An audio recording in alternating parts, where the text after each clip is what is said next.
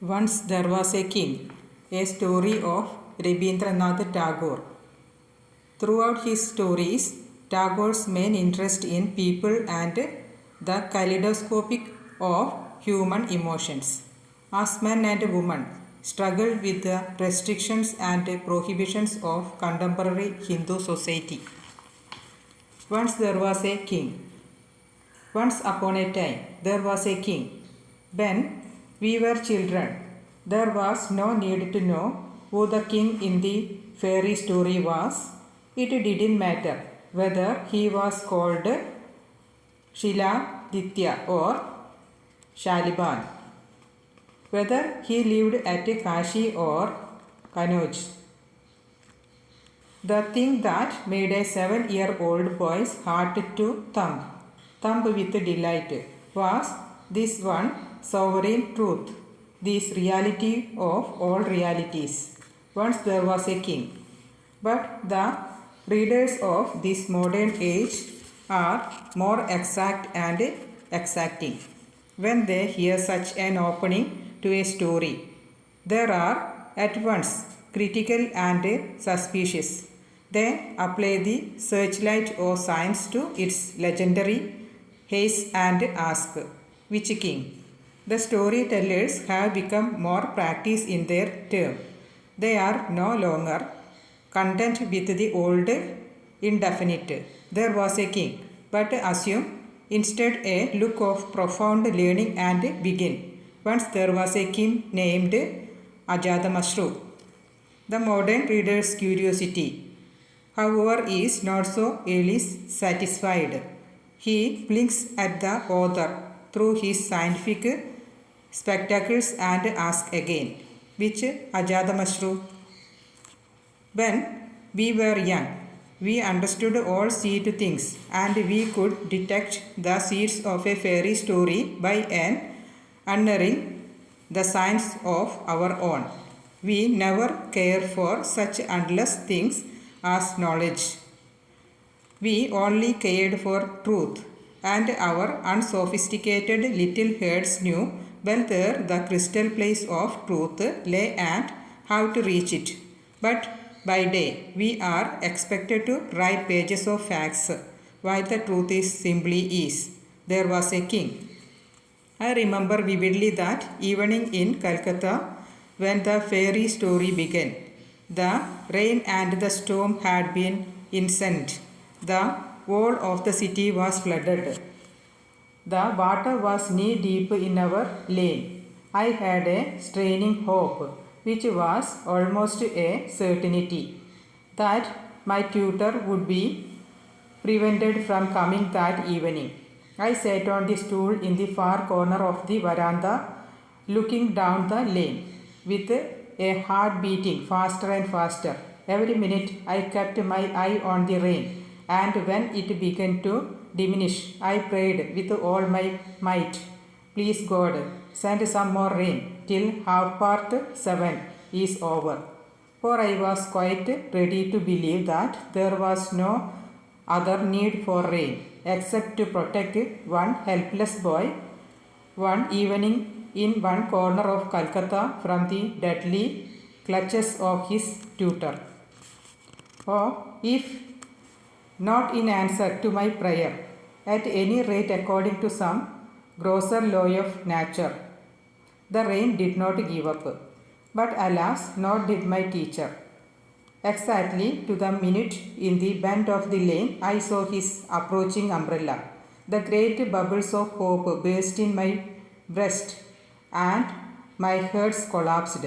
Truly, if there is a punishment to fit the crime after death, when my tutor will be born again as me, and I shall be born as my tutor. As soon as I saw his umbrella, I ran as hard as I could to my mother's room.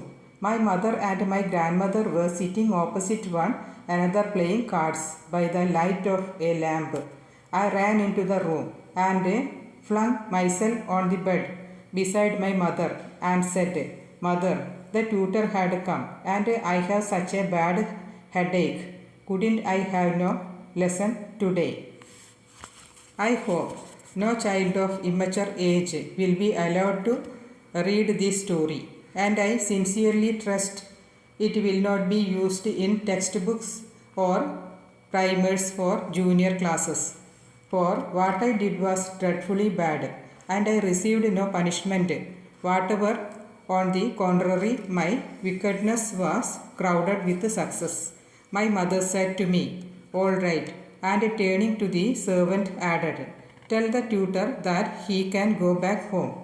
It was perfectly plain that she didn't think my illness very serious. As she went on with her game, as before, and took no further notice, and I also, burying my head in the pillow, laughing to my heart's content. We perfectly understood one another, my mother and I. But everyone must know how hard it is for a boy of 7 years old to keep up the illusion of illness for a long time. After about a minute, I got hold of grandmother's and said, "Granny, do tell me a story." I had to ask this many times. Granny and mother went on playing cards and took no notice. At last mother said to me, "Child, don't bother. Wait till we have finished our game." But I persisted. "Granny, do tell me a story." I told mother she could finish her game tomorrow, but she must let Granny tell me a story there and then. At last mother threw cards and said, "You had better do what he wants. I can't manage him." Perhaps she had it in her mind that she would have no tiresome tutor on the morrow, while I should be obliged to be back at those stupid lessons. As soon as our mother had given way, I rushed at Granny. I got hold of her hand and, dancing with delight, dragged her inside my mosquito curtain on the bed.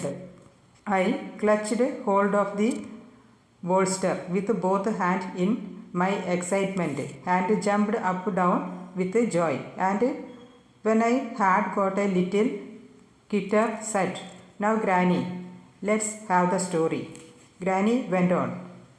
"And the king had a queen. There was good to begin with. He had only one.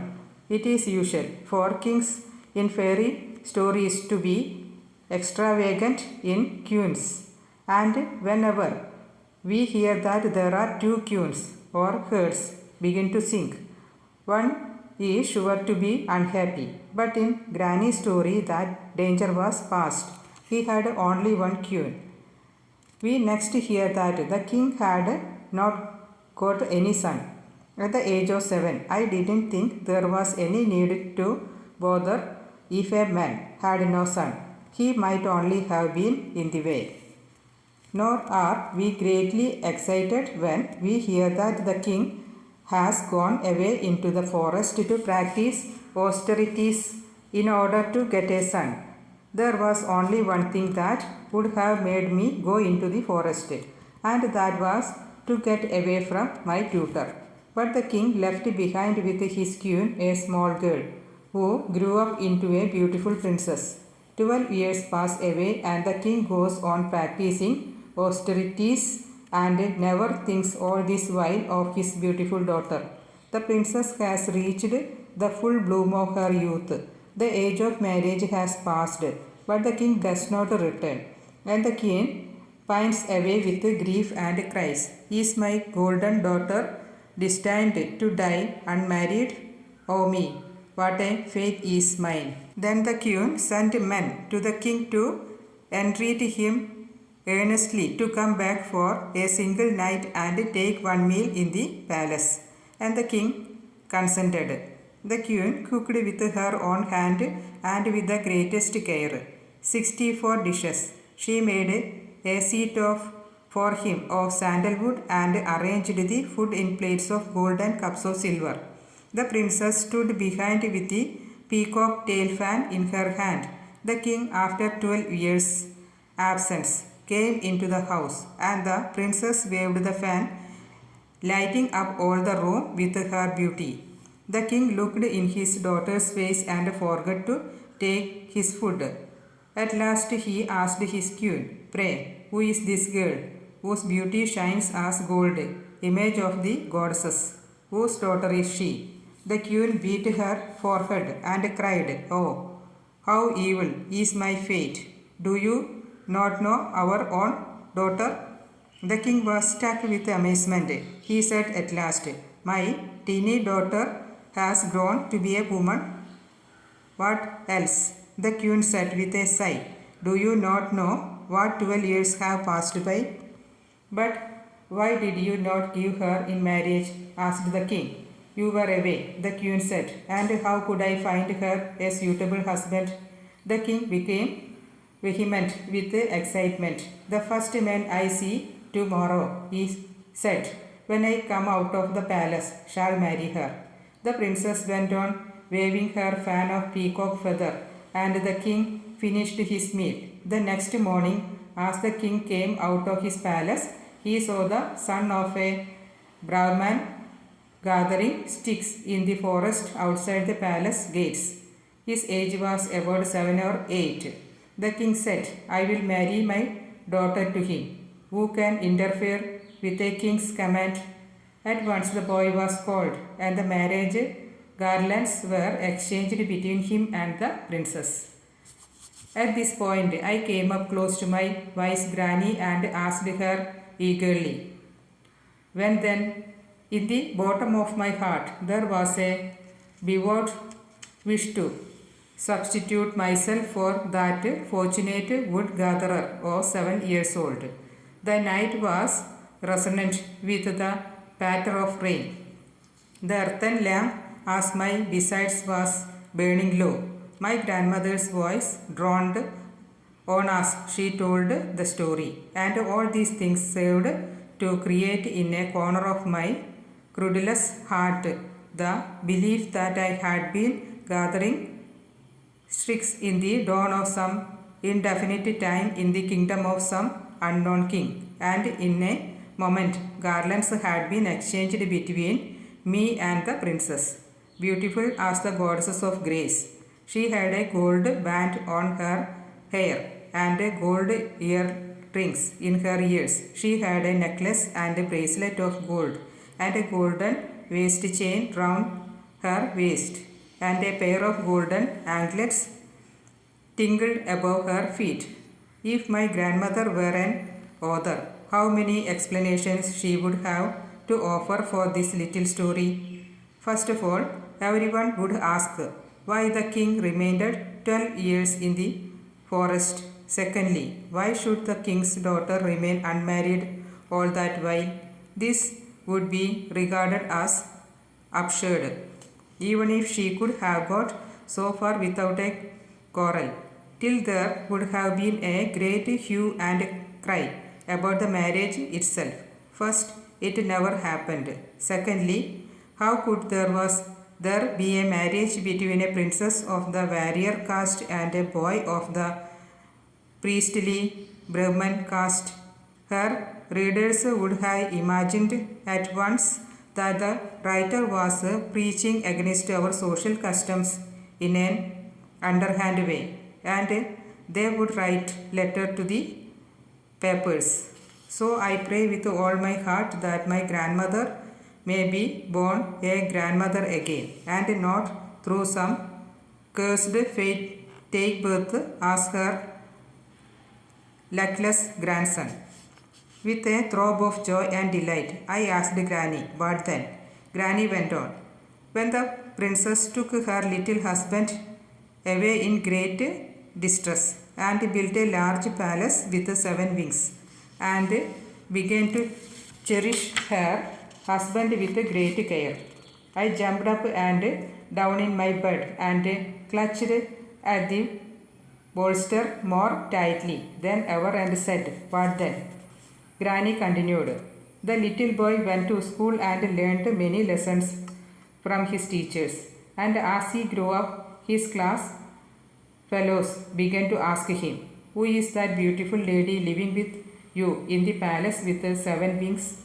The Brahman's son was eager to know who she was. He could only remember how one day he had been gathering sticks and a great disturbance arose. But all that was so long ago that he had no clear recollection. 4 or 5 years passed in this way. His companions always asked him, "Who is that beautiful lady in the palace with the 7 wings?" And the Brahman's son would come back from school and sadly tell the princess, "My school companions always ask me, who is that beautiful lady in the palace with the 7 wings? And I can give them no reply. Tell me, oh, tell me who you are." The princess said, "Let it pass today. I will tell you some other day." And every day the Brahman's son would ask, "Who are you?" And the princess would reply, "Let it pass today. It will tell you some other day." In this manner, 4 or 5 more years passed away. At last the Brahman's son became very impatient and said, "If you do not tell me today who you are, oh beautiful lady, I will leave this palace with the 7 wings." Then the princess said, "I will certainly tell you tomorrow." Next day the Brahman's son, as soon as he came home from school, said, "Now tell me, who are you?" The princess said, "Tonight I will tell you after supper, when you are in bed." The Brahman's son said, "Very well." And he began to count the hours in expectations of the night. And the princess on her side spread white flowers over the golden bed and lightened a gold lamp with fragrant oil, and adorned her hair, and dressed herself in a beautiful robe of blue, and began to count the hours in expectation of the night. That evening, when her husband, the Brahman's son, had finished his meal, too excited almost to eat, and had gone to the golden bed in the bedchamber strewn with flowers, he said to himself, "Tonight I shall surely know who this beautiful lady is in the palace with the 7 wings." The princess took for her food that which was left over by her husband, and slowly entered the bedchamber. She had to answer that night the question, who was the beautiful lady that lived in the palace with the 7 wings? And as she went up to the bed to tell him, she found a serpent had crept out the flowers and had bitten the Brahman's son. Her boy husband was laying on the bed of flowers with face pale in death. My heart suddenly ceased to throb, and I asked with choking voice, "What then?" Grandma said, "Then, but what is the use of going on any further with the story? It would only lead on to what was more and more impossible." The boy of 7 did not know that if there were some, what then? After death, no grandmother of a grandmother could tell us all about it.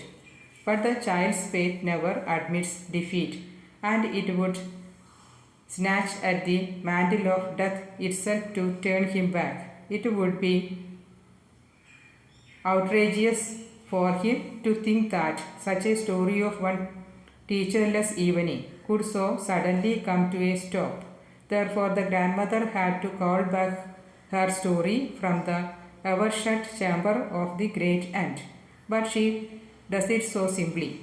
It is merely by floating the dead body on a banana stem on the river, and having some incantations read by a magician. But in one rainy night, and in the dim light of the lamp, death loses all its horror in the mind of the boy, and seems nothing more than a deep slumber of the single night. When the story ends, the tired eyelids are weighed down with sleep. Thus it is that we send the little body of the child floating on the back of the sleep over the still water of time, and then in the morning read a few verses of incantation to restore him to the world of life and light.